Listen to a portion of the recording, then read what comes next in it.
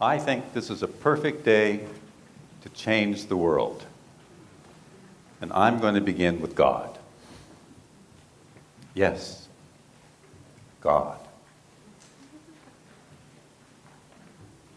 God? Oh, God. No matter how you think about it, God is going to change your brain. And it doesn't matter if you're a believer or a disbeliever. It may anger you. It may delight you. It may confuse you. It may even mystify you. But our brain scan research at the University of Pennsylvania is definitive. God will change your brain.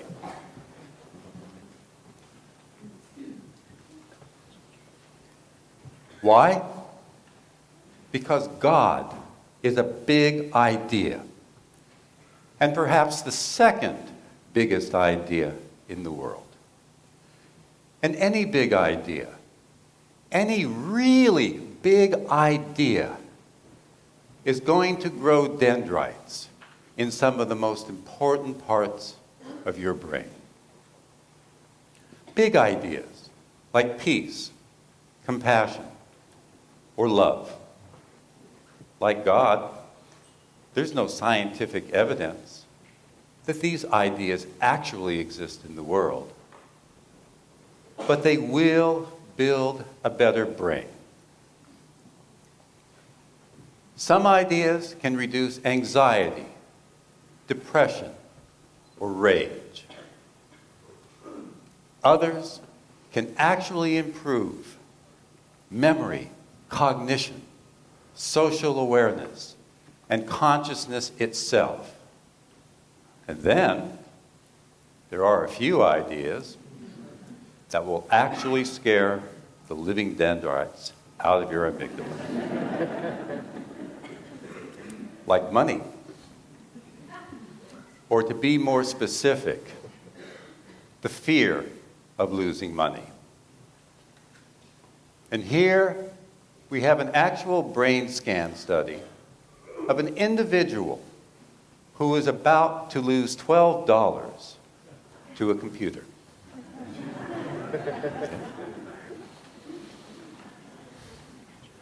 How is this possible? How can a single idea or even a single word change the structure and function of your brain? It can. It does. All big ideas, whether it be God or peace or compassion, begins as an idea in your frontal lobes. And this information is sent to your thalamus, grand central station of reality processing. And this is the thing that tells your brain what it thinks is going on in the outside world. It may send the information to your occipital lobes, where you can create a vision of what you want to bring in the world. So this is your vision and your big idea coming together. But what's really important is that the information is sent to your parietal lobe back here.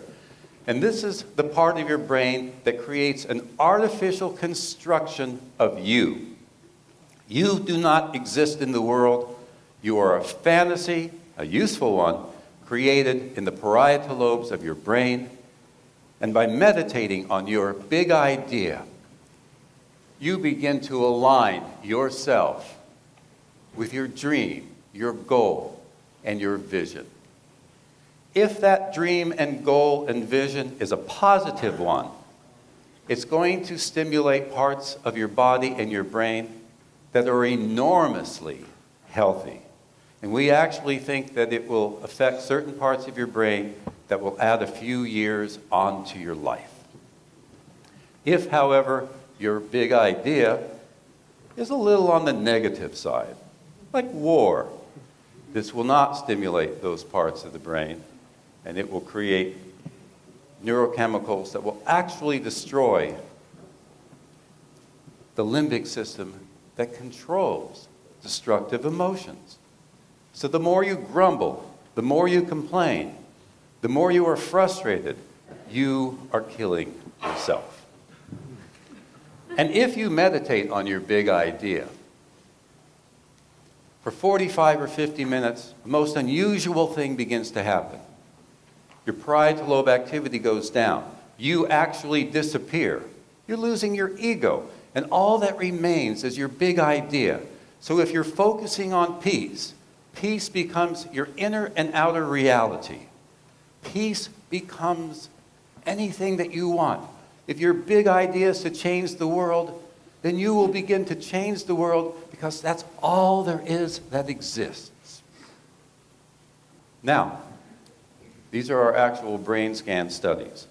And what's important about this is that if you are a Buddhist and you're focusing on pure consciousness, or if you are a Franciscan nun who is simply attempting to feel closer to God, we get almost exactly the same neurological stimulation going on in the brain. Two totally different belief systems, but because they're positive, because they're deeply meaningful to the individual, you create a healthier brain.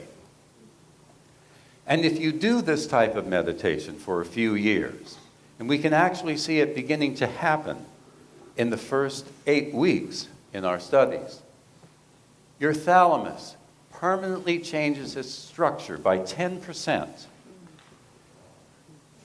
You actually cannot see reality the same way before you meditate.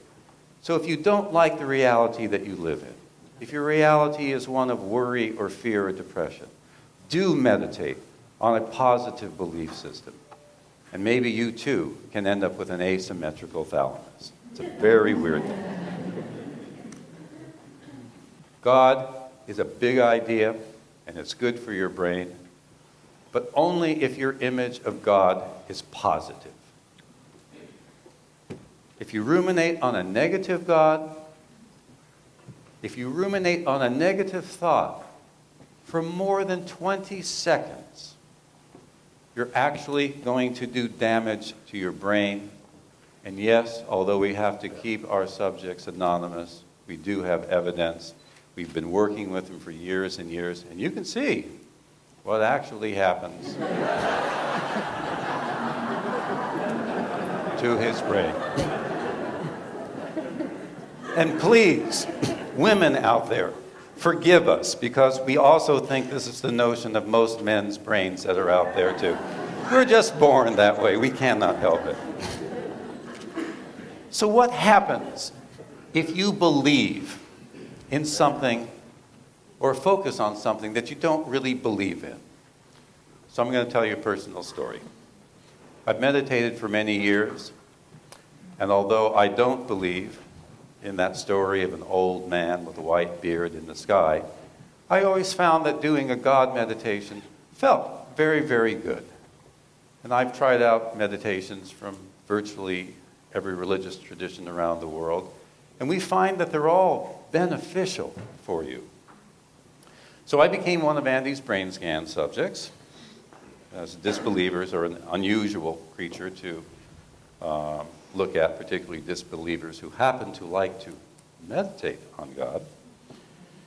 And here I am, about 5 minutes into the study, and I'm visualizing the God that we all know best, the God of the Sistine Chapel. Incredible picture. And he disappears. Oy vey, right in the middle of a brain scan thing. What in the world am I going to do? Well, fortunately, I was filled with this sense of radiating light coming through me. I know that that's also a very wonderful meditation that will change your brain in positive ways. I got so ecstatic I couldn't sleep for 3 days, and I thought, maybe, just maybe, we've captured a mystical experience on film. This has been Andy Newberg's dream for about 10 years, to actually see what happens when you have that aha experience. Boy, was I wrong. When the brain scan subjects studies came back, I discovered that one half of my frontal lobe activity was going way, way up. The other half was going way, way down. We have a word for this: neural dissonance. It's not a very good thing to nurture. And yes, I too have an asymmetrical thalamus. It's a very, very rare event. So I'm going to encourage you all throughout the rest of your life to find your big idea and to meditate and contemplate on it day after day so that you turn out to be as weird as me. Our research also shows that focusing on a disbelief is socially destructive. Negative thoughts stimulate the amygdala. Here is your amygdala. And in Latin, amygdala stands for almond, and it looks exactly like an almond. And it is literally that part of your brain that makes you go nuts. Our advice, do not focus on negative beliefs. A recent study found that for a highly anxious or depressed individual, if you look at a list of negative words,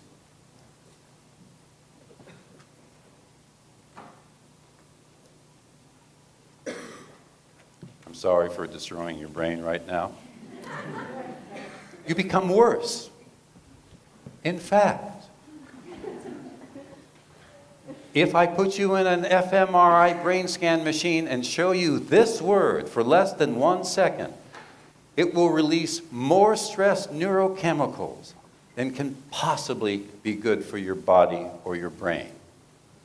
And yet, if you see a positive word, hardly anything happens. Why? It's not a threat to your survival.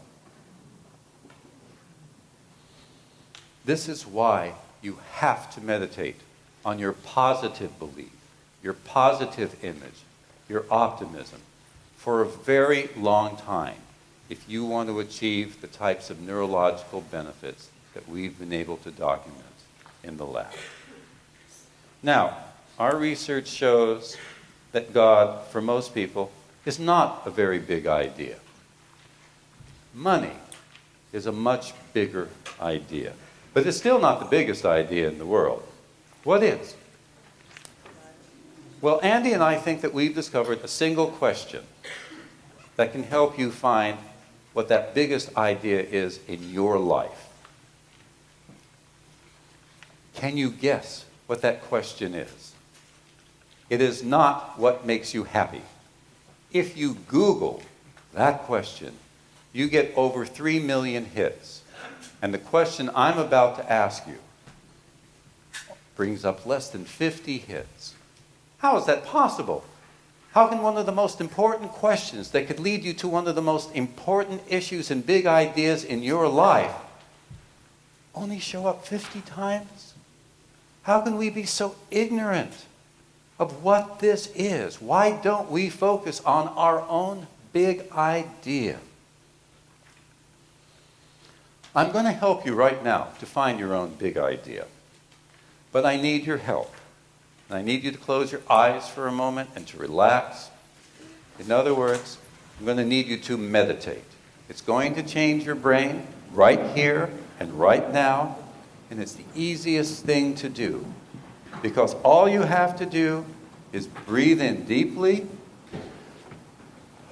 stretch a little bit, and move around in your chair. And it requires to do one other thing that we've become notorious for.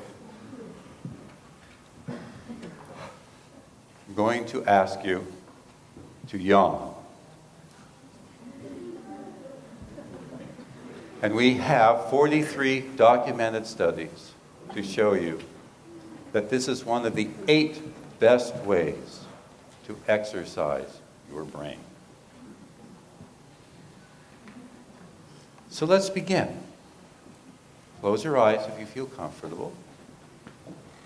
Yawn. It's very contagious. Breathe deeply, stretch, even if you don't feel like it. Roll around your head, shake out your arms and legs. And now think about something or someone you deeply love. And now ask yourself this question. What is my deepest, innermost value?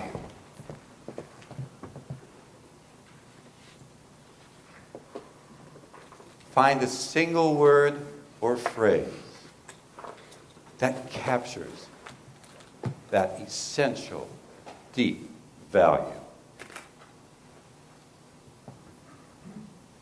This is your big idea. An idea so powerful, it will change your brain, it will change your life, and it may even change the world. Christian, Jewish, Muslim, Hindu, Buddhist, or atheist, we all have a hidden value that is our guide through personal life. For me, it's compassion, and I'm not very good at it, which is why I have to meditate on that every day of my life. And when you share your deepest beliefs with other people from other traditions, you're going to find out that we are all members of the same church. The church of humanity, the church of life. And if you meditate on that word, that sacred belief, that big idea, for just a few minutes a day, in 8 weeks, you will neurologically begin to change the structure and function of your brain. It will bring a little bit more peace into your heart. And as our research documents, if you bring those values into your speech with a half smile on your face and a soft gaze in your eyes, as you speak as slowly as I am speaking for very brief periods of time, you will change the listener's brain. It's called neural resonance, and it is the key to getting along with others. Today, you are going to meet and experience each speaker's big idea. And so I suggest that before they come on stage, that you take a moment and yawn, breathe, and stretch. They won't be boring, so you won't have to yawn during their talk. But this is actually why students do yawn in the morning when they're listening to boring people like me. It keeps your brain alive. It arouses your precuneus in 60 seconds, and it's legal. It's wonderful. It's an incredible thing that you can do. Even Bill Clinton can do this, and he would have still been president 3, 4, 5 times over.